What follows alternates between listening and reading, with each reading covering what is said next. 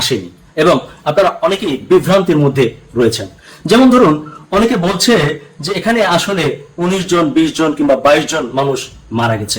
আমি প্রথম ধাক্কায় অন্তত 12টি কিংবা তার চেয়ে বেশি লাশ পড়ে থাকতে দেখেছি এবং কিছু মানুষকে দেখেছি সেই লাশগুলোকে নিয়ে যেতে এবং গুনতে। পরবর্তীতে আমরা খবর পেয়েছি আরো বেশ কয়েকটি ক্লাসরুমের মধ্যে অনেকগুলো লাশ ছিল। কিছুটা আমরা অনেক দূর থেকেই প্রত্যক্ষ করছিলাম।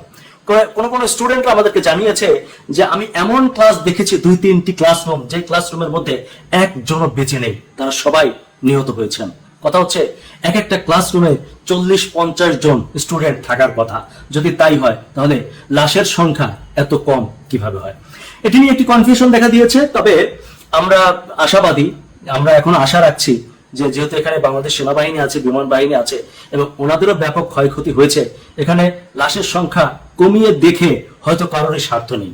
তবুও প্রত্যাশা করব যে লাশের যে সঠিক সংখ্যা সেটি নির্ধারণ করে আপনারা জাতির সামনে তুলে ধরবেন। মনে রাখবেন, তা না হলে এই জাতি কিন্তু আপনাদেরকে কাউকেই কোনোদিনও ক্ষমা করবে না। আমরা মাইলস্টোন কলেজে যতগুলো শিক্ষার্থী নিহত হয়েছে, দগ্ধ হয়েছে, স্পটে মারা গিয়েছে, হাসপাতালে মারা গিয়েছে, আমরা প্রত্যেকের পুঙ্খানুপুঙ্খ ভাবে রেকর্ড চাই।